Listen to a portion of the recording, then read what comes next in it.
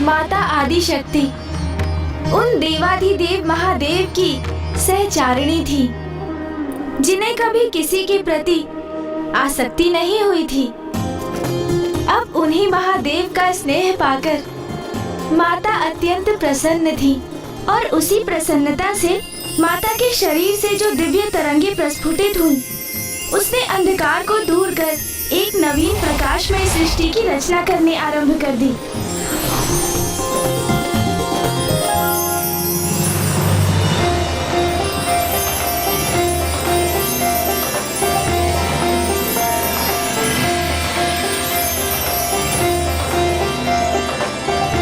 समस्त गण, गंधर्व, देवता आदि का सम्मान पाकर माता की प्रसन्नता सरल हास्य के रूप में फूट पड़ती थी।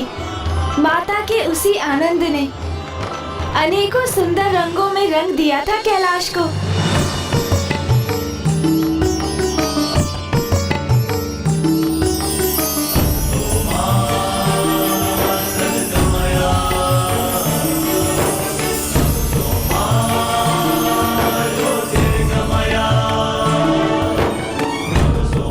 माता के आगमन से समस्त कैलाश में आनंद का नाद गूंज उठा है। ऐसा प्रतीत होता है मानो माता ने एक नवीन कैलाश का सृजन किया हो।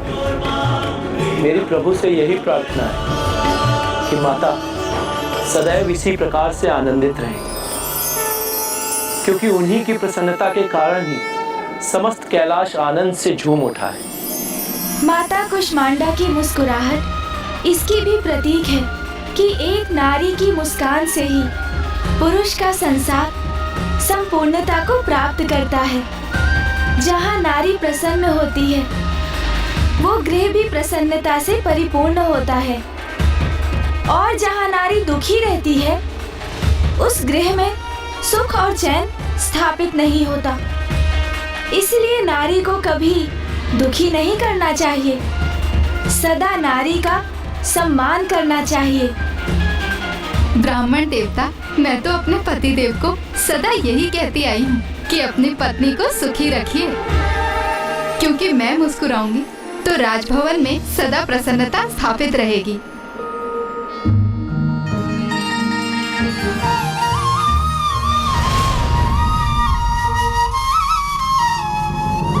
ये कैसी विचित्र विडंबना है कि जिनकी मुस्कुराहट से सृष्टि उजागर हुई, आज उन्हीं माता आदि शक्ति की मुस्कान उनसे छिन चुकी है, और ये सब महाराज देवोदास के कारण हुआ है। मेरी माँ प्रसन्न नहीं रहेंगी तो काशी में भी कहाँ समृद्धि हो सकेगी।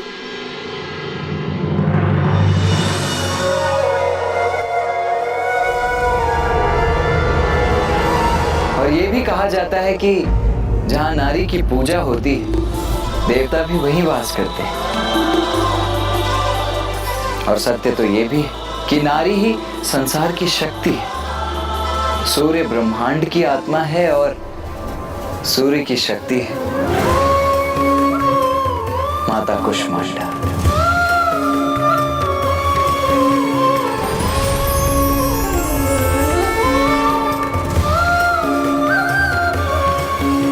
माता कुष्मांडा हृदय के चक्र में वास करती है, जिसे अनाहत चक्र भी कहा जाता है।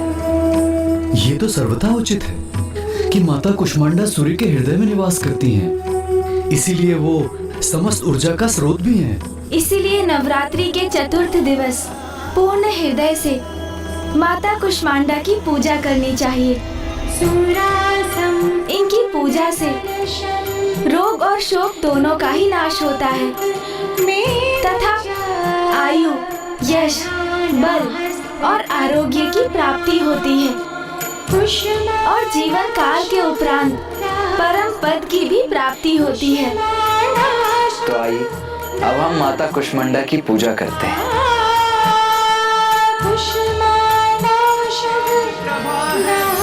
माता कुष्मांडा, इस ब्रह्मांड की रचना तुझसे सूर्य की उष्मा है माँ, तुझसे सूर्य की उष्मा है माँ, तुझसे सूर्य की उष्मा।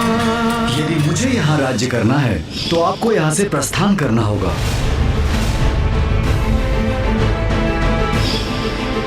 उस दिवस भी जगत पिता महादेव मुझे ऐसे देख रहे थे जैसे अपने प्रिय पुत्र को देख रहे हों। जब अनाहत चक्र निर्वाध रूप से कुंडलिनी की ऊर्जा से प्रकाशित होता है तो तब व्यक्ति अपने अहंकार के भाव से पूर्णतः रिक्त होकर संबंधों की असीम गहराइयों को समझकर उन्हें स्वीकार कर लेता है।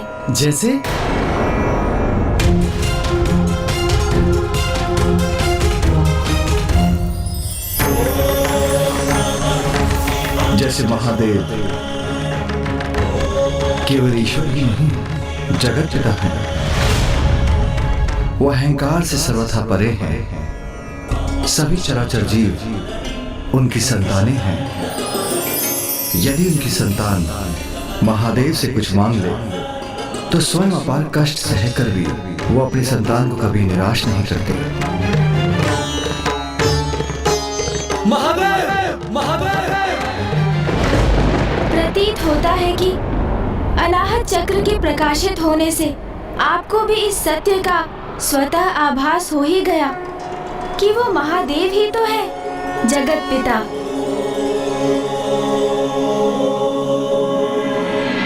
अब हम माता की आरती करेंगे। मुख पर अद्भुत तेज प्रभा है, हे माता कूष्मांडा।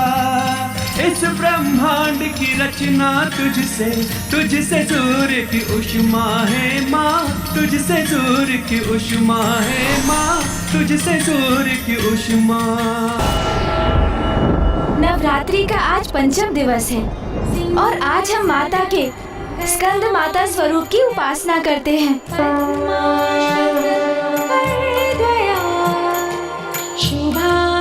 इस स्वरूप में माता पार्वती की गोद में भैया कार्तिकेय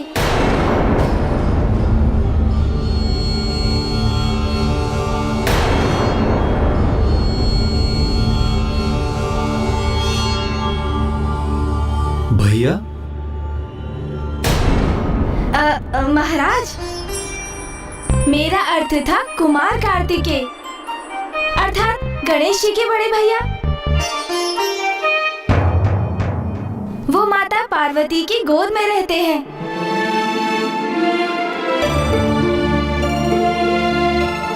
अर्थात माता को इस स्वरूप में मातृत्व सुख प्राप्त हुआ।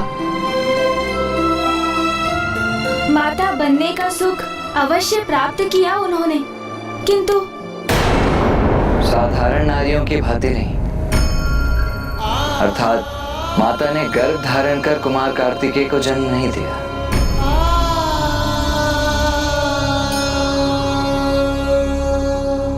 किंतु ये भी तो माँ की ही लीला थी।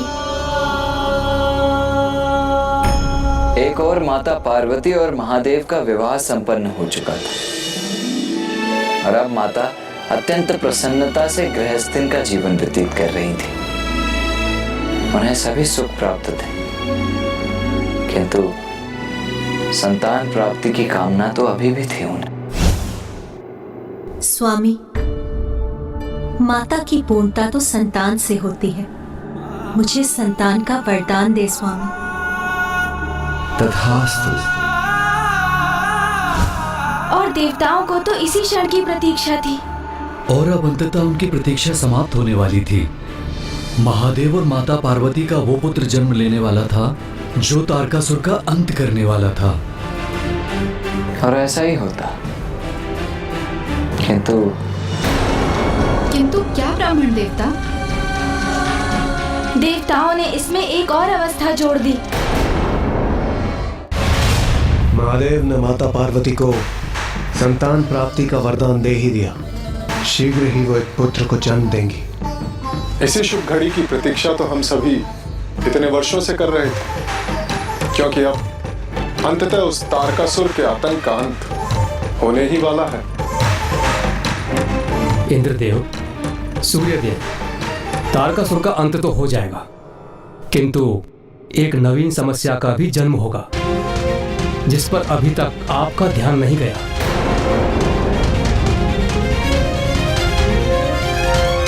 समस्या?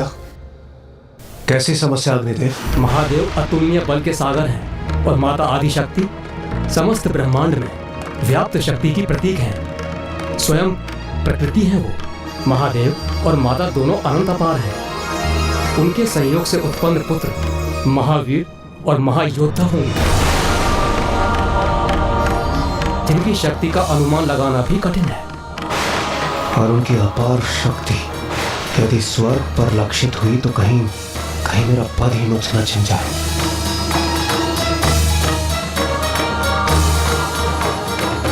इस समस्या का हमें कोई न कोई उचित समाधान ढूंढना ही होगा।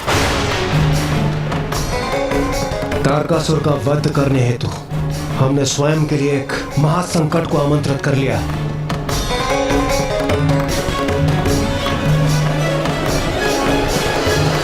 देवराज, अब इसका मात्र एक ही उपाय शेष है।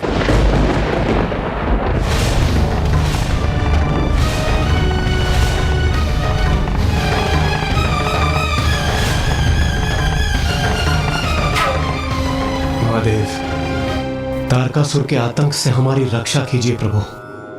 केवल आप ही का पुत्र उसका अंत कर सकता है। आपका ऐसा पुत्र महादेव जो केवल आप ही के अंश से उत्पन्न हो, जिसमें माता पार्वती की कोई भूमिका और कोई योगदान न, कोई भूमिका और कोई योगदान न, कोई भूमिका और कोई योगदान न।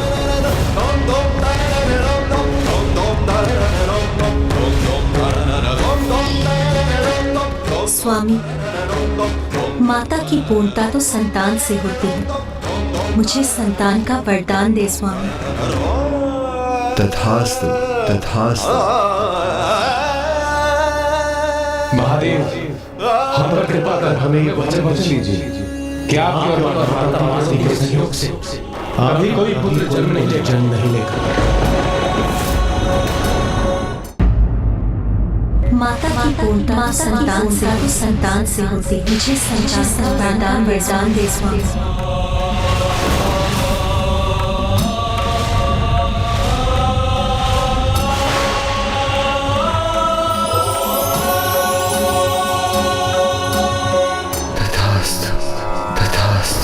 जब माता पार्वती को ज्ञात हुआ कि महादेव ने देवताओं को क्या वचन दिया है, तो वो अत्यंत कुपित हुई।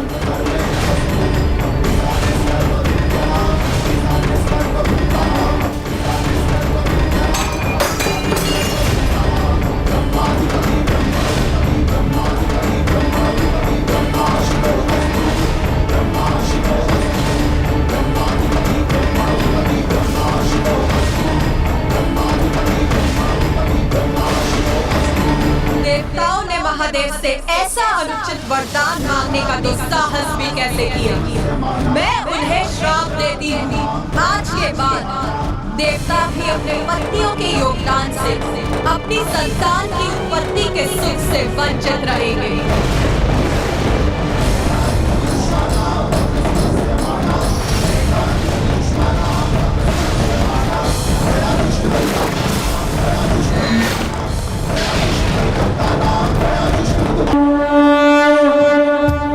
नारी होने के नाते मैं माता पार्वती की पीड़ा समझ सकती हूँ,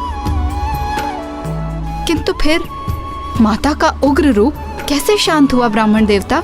माता को तो एकमात्र महादेव ही शांत कर सकते थे, और उन्होंने माता को एक आश्वासन दिया।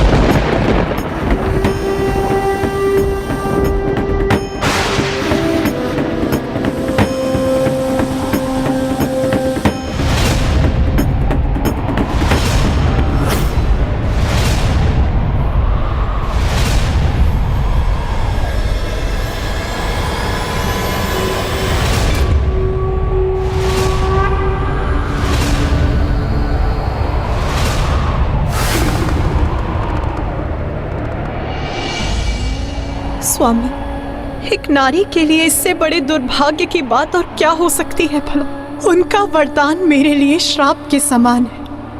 मुझसे मेरे मातृत्व का सुख छीन लिया उन सभी। उमा, हम जगत पिता और जगत माता हैं, और देवता भी तो हमारी ही संतानें हैं। उनकी रक्षा भी हमारा ही दायित्व है, जो तभी संभव होगा जब हमारा ये पुत्र मेरे ही अंश से उत्पन्न हो।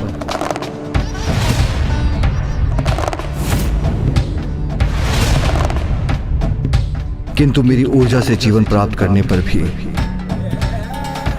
उसके जन्म में आपका भी सहयोग होगा, आपका भी अंश समाहित होगा। पार्वती, हमारे पुत्र पर आपका भी उतना ही अधिकार होगा जितना मेरा।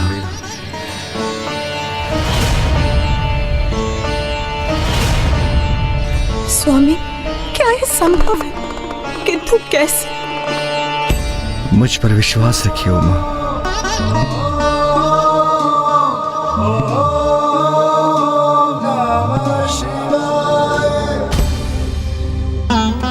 और फिर कुमार कार्तिकेय के जन्म का समय निकट आ गया।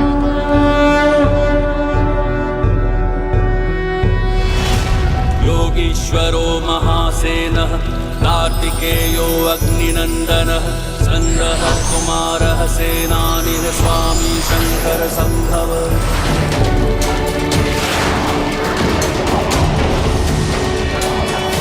महादेव की उस ऊर्जा शक्ति को संभालने का प्रयास सर्वप्रथम भूदेवी ने किया, तत्पश्चात वायुदेव और फिर अग्निदेव। किंतु सभी देव अपनी असीम शक्ति लगाने के पश्चात भी उस ऊर्जा को संभालने में अक्षम रहे।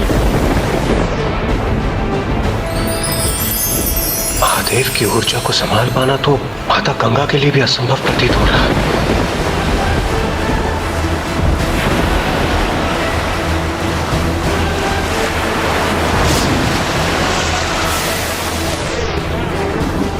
महादेव की ऊर्जा को सह पाना सभी के लिए असंभव। इस प्रकार उनके पुत्र का जन्म कैसे संभव? अब कैसे होगा तारकासुर का वध? मेरी ऊर्जा अब उचित गंतव्य पर पहुंची है। सरकंडूब ही उसे संभाल पाने में सक्षम है।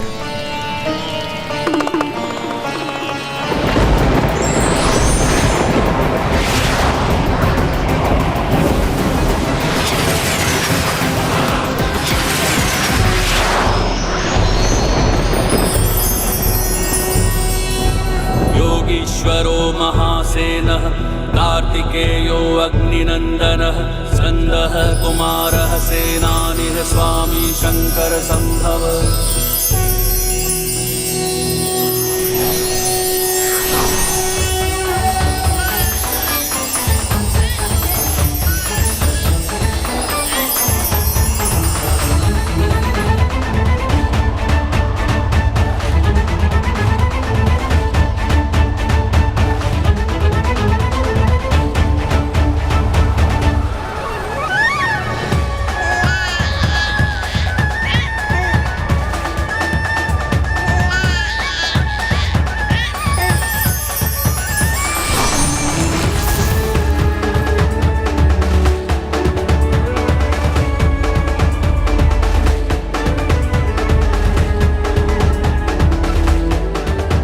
कौन है ये दिव्य सुंदर शिशु जो अपने सुंदर नेत्रों से हमें देख रहा है?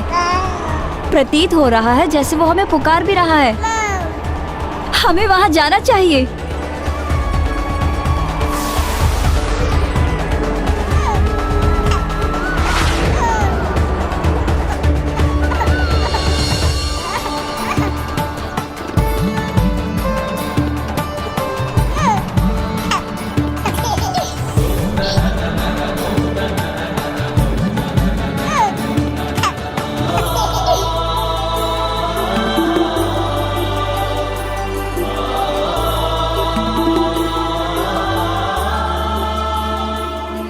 ये दिव्य शिशु तो महादेव पुत्र है। जब सारे देवताएं महादेव का ऊर्जा संभालने का प्रयास कर रहे थे तो मेरी दृष्टि उन पर गई थी और ये सुंदर शिशु महादेव की ऊर्जा से उत्पन्न हुआ है।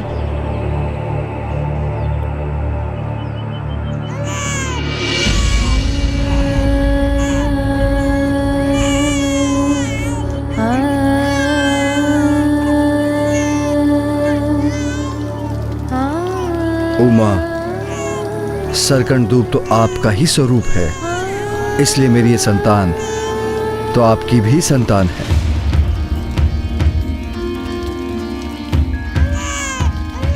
मेरा पुत्र भूखा होगा मुझे उसे आहार देकर उसका पोषण करना चाहिए। इसे तो भूख लगी है, इसलिए रुदन कर रहा है। ये शिशु तो महादेव और माता पार्वती के वात्सल्य का अधिकारी है, किंतु ऐसे निराहार इसे कैलाश कैसे भेज दे? नहीं, हमें इसका पोषण करना चाहिए, इसे आहार प्रदान करना चाहिए। उमा, मुझे ज्ञात है आप अपने पुत्र को अपने आंचल में भरकर उसे सस्नेह आहार देने के लिए आतुर हैं, किंतु आपका पुत्र कीर्तिकाओं को अपना आहार प्रकट करने की अनुमति दे रहा है, उन्हें आशीष दे रहा है, जिसके उपरांत वह आपके पास कैलाश आ जाएगा।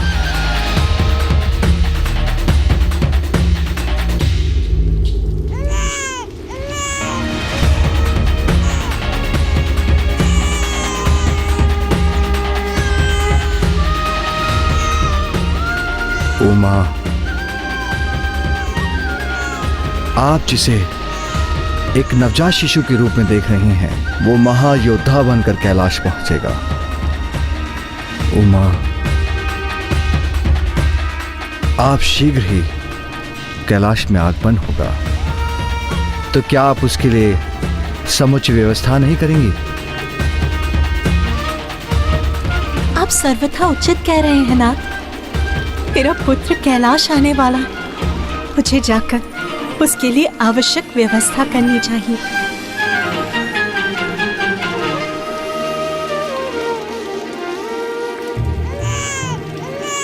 बस बस पुत्र, मैं अभी तुम्हें दुग्ध पान करा देती हूँ। अरे अरे अरे, अब क्या तुम ही इस बालक पर अपना सारा स्नेह न्योछावर करोगी? हमें भी तो इसे दो। हमें भी दो, हम खिलाएंगे इस बालक को, हम खिलाएंगे इस बालक को। अरे अरे, एक ही समय में हम सभी एक बालक को कैसे आहार दे सकती हैं?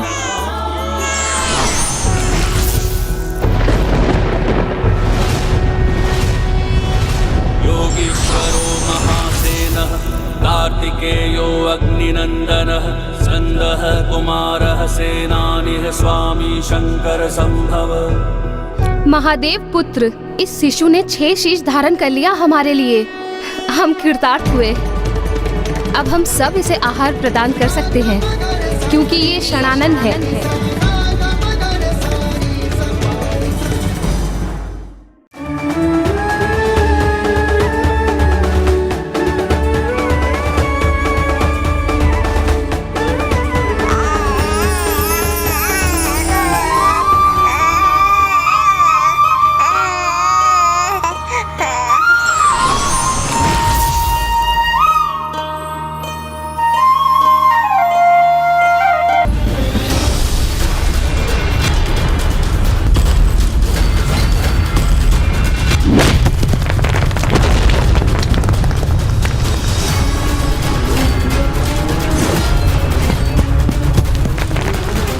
मेरा पुत्र कहाँ है? मेरा पुत्र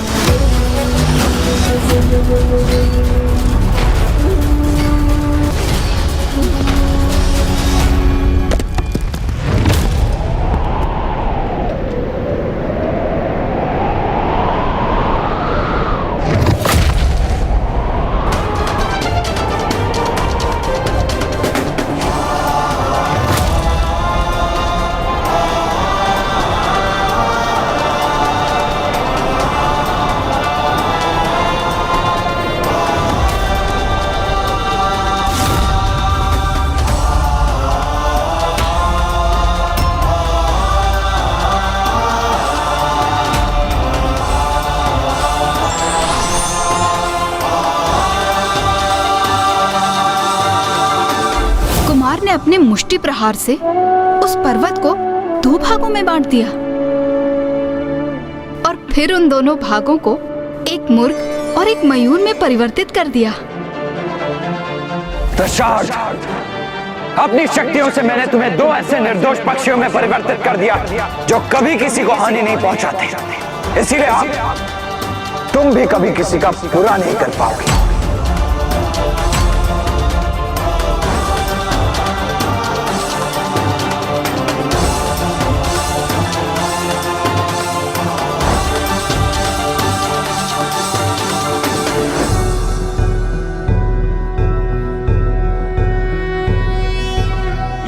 विश्वेश्वरो महासेनः कार्तिकेयो अग्निनन्दनः स्कन्दः कुमारः सेनानिः स्वामी शङ्कर सम्भव।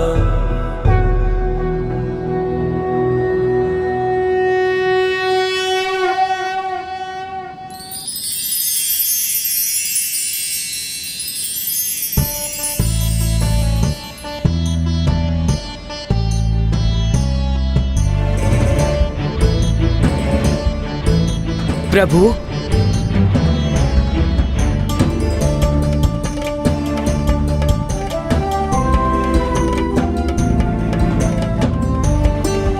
प्रभु, हम दोनों एक शाप के कारण असुर बन गए थे, किंतु अब आपने दशरथ का वध कर हमें उस शाप से मुक्त कर दिया है। प्रभु, इस शाप से मुक्त कर आपने हमारा कल्याण कर दिया। अब आप हमें अपनी शरण में लेने का वरदान दीजिए।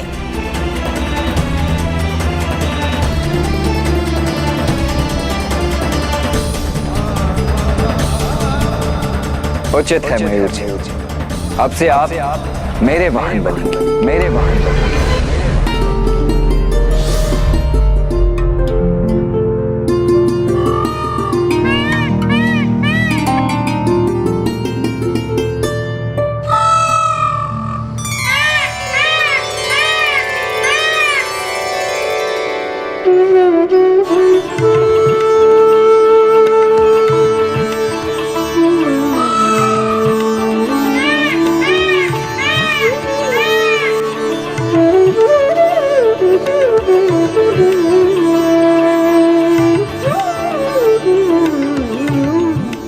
धन्यवाद प्रभु, आपने अपना वाहन नियुक्त कर मुझे कृतार्थ कर दिया।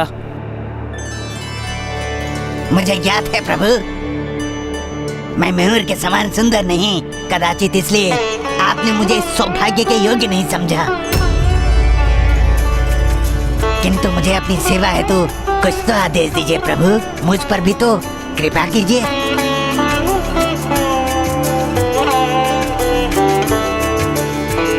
आज तुम्हारी छवि मेरे पताके पर सदैव अंकित रहेगी,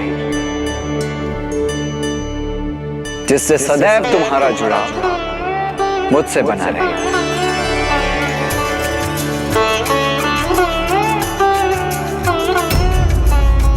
क्या हुआ? क्या तुम प्रसन्न नहीं हुए? नहीं प्रभु, ऐसी बात नहीं, किंतु मात्र मेरी छवि आपके साथ जुड़ेगी, स्वयं मैं नहीं प्रभु।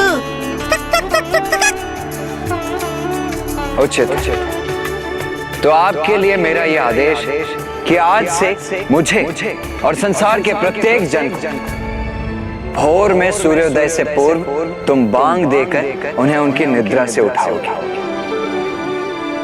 तुम्हारी बांग से सभी जन समय पर नित्य कर्म और संस्कार आदि का पालन करेंगे, और इस प्रकार तुम सभी को नित्य धर्म का पालन करने के लिए प्रेरित करोगे। धन्यवाद प्रभु।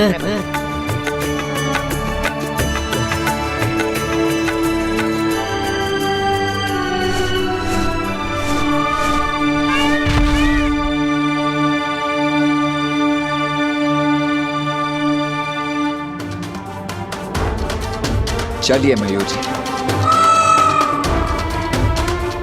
मुझे मां से भेंट करनी है, पिताश्री के दर्शन कर उनके चरण स्पर्श करने हैं।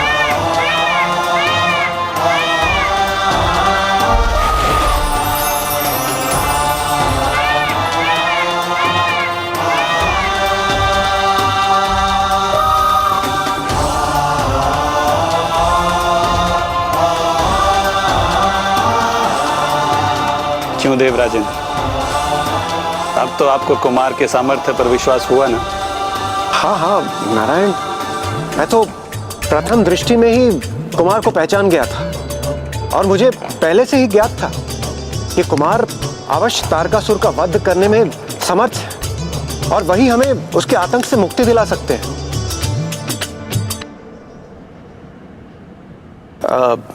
मेरे विचार से हम सभी को कैलाश जाना चाहिए और कुमार का अभिवादन करना चाहिए। कुमार ने उन दोनों पक्षियों मयूर और मुर्ग को आसुरी प्रभाव से मुक्त कर उन्हें सकारात्मक दायित्व सौंप दिया। हाँ माता, और अब कुमार महादेव और माता पार्वती के दर्शन प्राप्त करने कैलाश पहुंच गए। अन्य सभी देवता भी उन युवा महायोद्धा से भेंट करने के लिए आतुर थे जो उन्हें तारकासुर के आतंक से मुक्ति दिलाने वाले थे। इसलिए वो भी कैलाश पर उपस्थित हुए।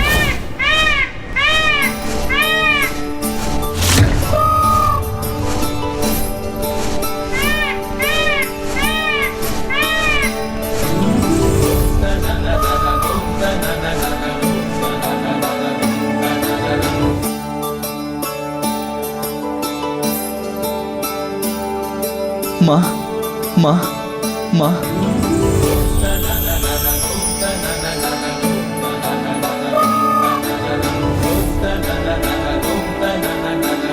मेरा पुत्र।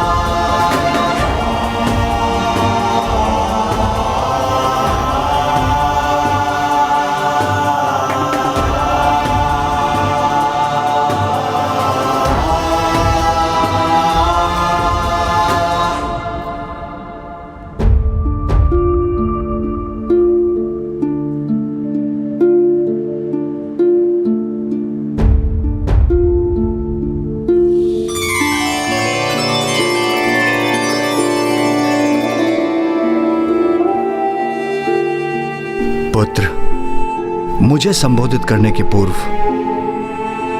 तुम्हें प्रथम शब्द उनके लिए कहने होंगे जो दीर्घ समय से तुम्हारे आगमन की आस लगाए हुए हैं।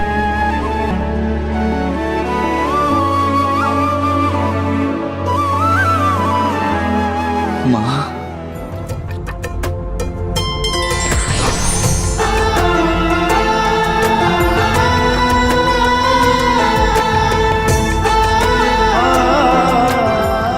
माँ,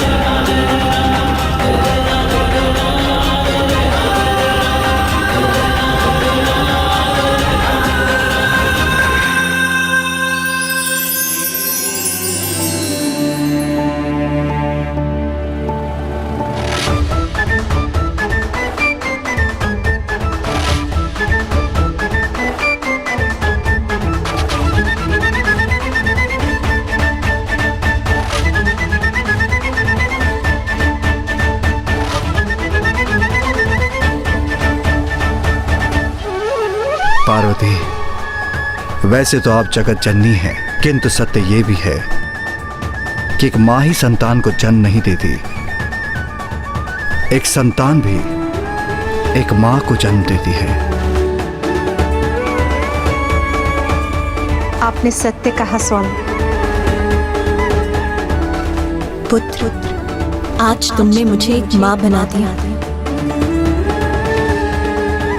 माँ, मैं आपसे भेंट कर आपके आंचल की छाया पाने के लिए अधीर हो रहा था।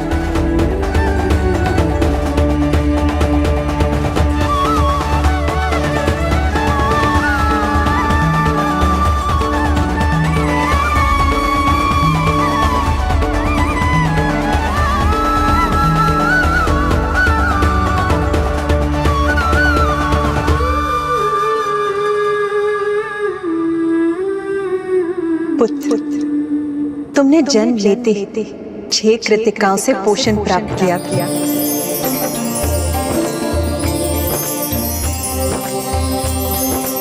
इसीलिए आज से तुम कार्तिकेय कहलाओ। कार्तिकेय कहलाओ। कार्तिकेय कहलाओ।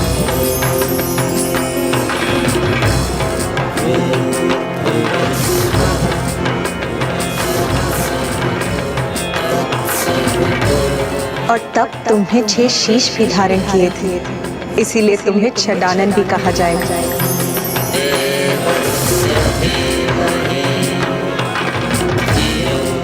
और अनुकूल समय आने पर अपने विराट स्वरूप में तुम 6 हाथ भी प्रकट करोगे।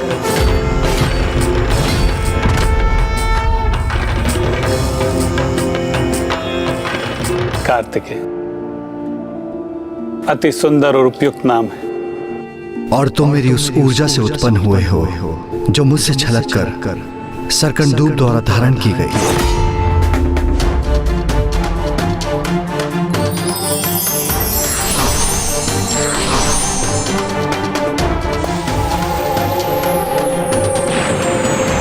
इस कारण तुम्हारा नाम स्कंद भी होगा, स्कंद भी होगा, स्कंद भी होगा।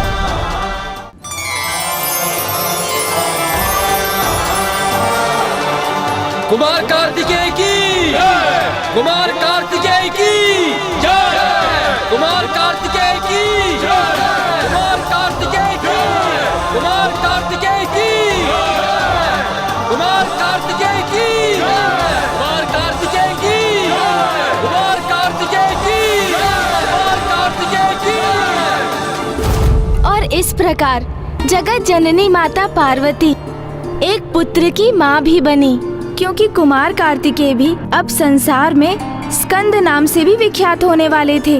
और माता का ये रूप स्कंद माता के नाम से प्रख्यात हुआ।